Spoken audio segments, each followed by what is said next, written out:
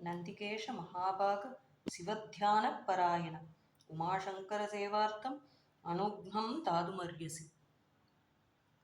இந்த வாட்டி நந்தியின் கல்யாணமும் அதுக்கு பிறகு நடந்த சப்தபதி இதை பத்தி தீமா வச்சிருக்கோம். வாங்கோ ஒவ்வொன்றா பார்க்கலாம். நந்தி பகவானுடைய கல்யாணம் சிவபெருமான் முன்னிலையிலேயே திருமழப்பாடி அப்படின்ற ஊர்ல நடக்கிறது. இந்த கல்யாணத்துக்கு அப்புறமா சப்தபதி நடக்கிறது. பொதுவா சப்தபதினா ஹோமகுண்டத்தை சுத்தி 7 அடி எடுத்து வைக்கிறது இல்லையா? ஆனா நந்திகேஸ்வரருக்கு அப்படி இல்லை. 7 திருத்தலங்கள், 7 சிவபதிகளை பார்க்குறார். அதுக்காக திருவையாறுலேருந்து ஐயாரப்பன் கிளம்பி ஒவ்வொரு பதிலையும் சென்று இறைவனை சேர்த்துட்டு காமிச்சிட்டு வர்றார். முதல்ல அவர் போற தலம் திருப்பழனம் அப்படின்ற இடம். இந்த திருப்பழனத்திலேருந்து நந்திகேஸ்வரர் கல்யாணத்துக்கு என்னெல்லாம் தரா அப்படின்னா பழங்கள் எல்லாம் நிறைய தரா. ஏன்னா அந்த ஊர்ல பழங்கள் ரொம்ப அதிகமா விளையறதுனால. இந்த ஊர் கோவில்ல வேற என்ன விசேஷம் இருக்கு அப்படின்னா, இந்த ஊர்ல தான் சுச்சரித்தனோட சம்பவம் நடந்தது. சுச்சரித்தன் அப்படின்னு ஒரு சின்ன பையன், அவனுடைய காலம் முடிய போறது அப்படின்னு எல்லாரும் இறைச்சி சொல்லிட்டான். ஆனா அவன் சிவபக்தியினால சிவனையே அடைக்கலமா இருந்து கோவில்லையே இருந்த சமயம் யமனால அவனை நெருங்க முடியல. இது சுச்சரித்தனுக்கு திருப்பழனத்துல நடந்த ஒரு பெரிய அனுகிரகம். இது நந்தியம்பதியோட முதல் பதி. நந்தி பகவானின் முதல் பதி பார்த்தாச்சு. இப்போ 2வது பதிக்கு போகலாம். 2வது பதி திருச்சோற்றுத்துறை. இந்த இடத்துலேருந்து சுவாமிக்கு என்ன கொடுக்குறா அப்படின்னா அரிசி, பருப்பு முதலியான தானியங்கள் எல்லாம் கொடுக்குறா. இந்த திருச்சோற்றுத்துறையில வேற என்ன விசேஷம் அப்படின்னா, இந்த இடத்துல ஒரு காலத்துல பெரிய வறட்சி இருந்தது. சின்ன குழந்தைக்கு கூட சாப்பாட்டு கூட முடிக்காத ரொம்ப கொடுமையான நிலைமையில இருந்தான். அந்த சமயத்துல அந்த ஊர்க்காரனான அருளாளன் இப்படி கஷ்டப்படுறாளே என் ஊர் மக்கள் எல்லாம், இத்தனைக்கும் யாரும் சொந்தக்காரா கிடையாது, ஃப்ரெண்ட்ஸ் கிடையாது, எதுவும் இல்லை, இந்த ஊர்க்காரா அவ்வளோதான், என் ஊர்க்காரெல்லாம் இவ்வளோ கஷ்டப்படுறது என்னால் பார்க்க முடியல, தயவு செஞ்சு என் உசிரவனா எடுத்துக்கோ, இந்த மக்களை வாழ விடு அப்படின்னு அந்த கோவில் படியில் வந்து தன் தலையை முட்டிக்கிறார். அந்த சமயம் சுவாமி பேரருள் கொடுக்குறார். என்ன பண்ணுறார் அப்படின்னா அக்ஷய பாத்திரத்தை அவன் எதிர்க்க கொடுக்குறார். கொடுத்துட்டு இந்த ஊருக்கு இந்த வறட்சி இருக்கு அப்படின்றது இந்த ஊரின் விதி, அதை மாற்ற முடியாது. ஆனா அந்த நேரத்துல இந்த மக்களை காப்பாத்துறதுக்காக இந்த அக்ஷய பாத்திரத்தை நீ பயன்படுத்து அப்படின்னு சொல்றார். அந்த அக்ஷய பாத்திரத்தை உதவியோட ஊர் மக்களுக்கெல்லாம் அருளாளன் அந்த வறட்சி முடியற வரைக்கும் உதவி செய்கிறான். இதுல பார்த்தேன்னா ஒவ்வொரு ஊர்லயும் அந்த ஊருடைய கோவிலுடைய படம் இருக்கு. இது நம்ம பார்க்கறது திருச்சோற்றுத்துறை. அடுத்தது நந்தியம்பெருமானின் 3வது பதி. 3வது பதியா ஐயாரப்பன் அழைச்சிட்டு வர்றது வந்து திருவேதிக்குடி. இதில் பார்த்தீங்கன்னா முதல்ல ஐயாரப்பன் திருப்பழனம் போறார். திருப்பழனம் போன உடனே அங்கே இருக்கிற சுவாமியும் அம்பாளையும் உடன் அழைச்சிட்டு வர்றார். அடுத்தது திருச்சோற்றுத்துறை போறார். அங்கேயும் அம்பாளையும் அன்னபூர்ணி அம்பாள் அவளையும் சுவாமியும் அழைச்சிண்டு 3 சுவாமியும் அம்பாளுமா சேர்ந்து அடுத்ததா திருவேதிக்குடிக்கு வர. திருவேதிக்குடி அப்படின்ற ஊர்ல என்ன நடந்தது அப்படின்னா, அந்த இடத்துல தான் மதுகைடபர்கள் இந்த வேதத்தை எடுத்துட்டு போனோடனே வேதத்துக்கு தோஷம் வருது. அந்த தோஷம் நீங்கிறதுக்காக பிரம்மாவும் சரஸ்வதியும் இங்க சுவாமிய வேண்டிக்கிறார். இது திருவேதிக்குடி. திருவேதிக்குடியிலேருந்து நந்தியம்பெருமானின் கல்யாணத்துக்கு என்னெல்லாம் அனுப்பப்படுறது அப்படின்னா, வேதியர்கள், இந்த மந்திரங்கள் சொல்லக்கூடிய வேதியர்கள் எல்லாரும் திருவேதிக்குடியிலேருந்து தான் அனுப்பப்படுறார்.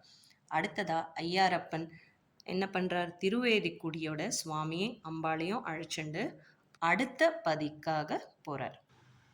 நந்தியம்பெருமானின் சப்தபதியில் 4வது பதி திருக்கண்டியூர். திருக்கண்டியூர்லேருந்து சுவாமியின் கல்யாணத்துக்கு என்னெல்லாம் போகிறது அப்படின்னா நகைகள், ஆபரணங்கள் போகிறது. இந்த ஊர்ல வேற என்ன விசேஷம் இருக்கு அப்படின்னா, இந்த ஊர்ல சதாதபர் அப்படின்னு ஒருத்தர் இருந்தார். அவர் ஒரு பிரதிஜை வச்சுட்டு இருக்கார். என்ன அப்படின்னா, ஒவ்வொரு பிரதோஷத்துக்கும் காளஹஸ்தி போய் சுவாமியை பார்க்கறது அப்படின்னு. ஆனா ஒரு தடவை அவரால் போக முடியல. பெரிய மழை வெள்ளம்னு வந்ததுனால அவரால் போக முடியல.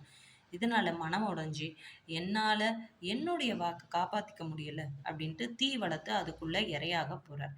ஆனா திருக்கண்டியூர் சுவாமி அது விடாம அவரை தடுத்தாள் கொள்றார். பிரம்ம சிரகண்டீஸ்வரர் அப்படின்னு சுவாமிக்கு பேர். அதாவது பிரம்மனின் 5வது தலையை எடுத்து கையில வச்சுட்ட சுவாமி. இதுக்கப்புறமா தான் அவருக்கு இந்த பிக்ஷாடனர் கோலம் வந்தது. அதெல்லாம் 4 பதிகளை முடிச்சு 5வது பதி திருப்பூந்துருத்தி. திருப்பூந்துருத்திலேருந்து சுவாமியின் கல்யாணத்துக்கு என்னெல்லாம் போகிறது?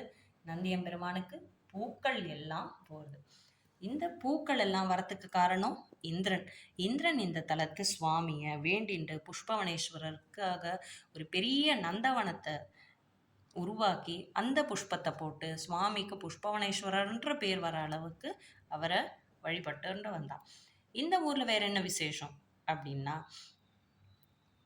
அப்பர் இந்த கோவிலுக்கு உழவார பணிகள் நிறைய பண்ணினார். அதனால எல்லாருக்கும் அந்த ஊர்ல அப்பர் மேல ஒரு நல்ல ஒரு அபிப்பிராயம் இருந்தது. அந்த சமயத்துல ஞானசம்பந்தர் அங்க வர்றார்.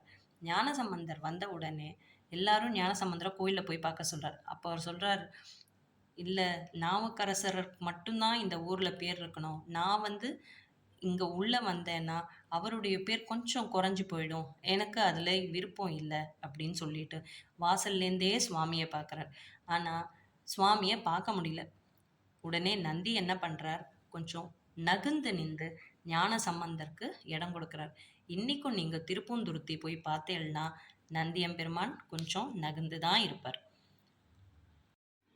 நந்தி பகவானின் சப்தபதியில 6வது பதி தில்லைஸ்தானம். திருநெய்ஸ்தானம் அப்படின்ற பேர் தான் மாறி இப்போ தில்லைஸ்தானமா இருக்கு. இந்த ஊர்ல இருந்து கல்யாணத்துக்கு என்னெல்லாம் போறதுன்னா குடங்குடமா நெய் போறது.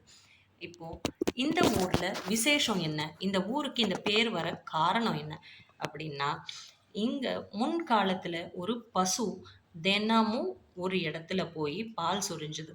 அந்த சொரிச்ச பால் என்ன ஆச்சு? உடனே பூமிக்குள்ள போல மேலேயே இருந்து நாளும்போது நடக்கிற வெயில்னால அது அப்படியே நெய்யா மாறி ராத்திரி இருந்தது. அடுத்த நாள் கார்த்தால பார்த்தா அந்த நெய் அந்த இடத்துல இருக்கிறது இல்லை. இது 1 நாள் 2 நாள் இல்லை, பல நாள் நடக்கவே அந்த ஊர் பெரியவர்கள் கிட்ட சொல்லி அந்த இடத்த நோண்டி பார்த்தா அங்க உள்ள ஒரு சிவன் இருந்தார். அந்த சிவனுக்கு இந்த நெய்யில அவ்வளோ ஆசை இருக்கிறதுனால இந்த ஊருக்கே திருநெய் ஸ்தானம்னு பேர் வந்தது. சுவாமியின் பெயர் நெய்யடியப்பர். இந்த நெய்யடியப்பர் கோவிலுக்கு இப்பவும் போய் பார்க்கலாம். சுவாமி நெய்யடியப்பர் தான் பேரு. ஊர் பேரு தில்லைஸ்தானம்னு ஆனா மாறி இருக்கு. சப்தபதியில 6 பதியை காமிச்சுட்டு 7வது பதியா தன்னுடைய இடத்துக்கு அழைச்சிட்டு வராரு ஐயாரப்பன். இந்த இடத்துல என்ன நடக்கிறது? நந்தியம் பெருமானுக்கு எல்லா ஸ்தலத்து ஈஸ்வரனும் ஆசீர்வாதம் பண்றா. பூஜை எல்லாம் நடக்கிறது. இதெல்லாம் நடந்துட்டு அன்னைக்கு மறுபடியும் இந்த கல்யாணத்தை ரீஎனாக்ட் பண்ணுவா. பண்ணி முடிச்சப்புறம் அன்னைக்கு சாயந்தரம் அந்தந்த சுவாமி அந்தந்த கோவிலுக்கு திரும்பி போகும். இந்த திருவையாறுல வேற என்ன விசேஷம் அப்படின்னா, இந்த இடத்துல மன்னர் கோவில் கட்டச்ச அவருக்கு பணம் நிறைய இல்லை. அப்போ ஒரு முனிவர் சொன்னதன் பேர்ல அவர் ஒரு இடத்துல பள்ளம் தோன்ற அங்கேருந்து ஒரு நந்தி பகவான் கிடைக்கிறார். அந்த நந்தி பகவானின் கால் குழம்பு கீழே கோவில் கட்டி முடிச்சதுக்கு அப்புறம் தோண்டினா அவருக்கு பெரிய புதையல் கிடைக்கும்னு சொல்றார் முனிவர். அதே போல அங்க தோண்டி ஒரு பெரிய புதையல் கிடைச்சி அதை கொண்டு நாட்டை சுபிக்ஷமா வாழ வச்சார் மன்னர். இது நடந்தது திருவையாறுல. உங்க எல்லாருக்கும் எங்களுடைய இந்த தீம் பிடிச்சிருக்கும்னு நம்புகிறோம். நந்தியோட ஆசீர்வாதத்தோடையும் சிவனோட ஆசீர்வாதத்தையும் எல்லாரும் பெற்று எல்லாரும் சந்தோஷமா இருக்கணும்னு வேண்டிக்கிறோம்.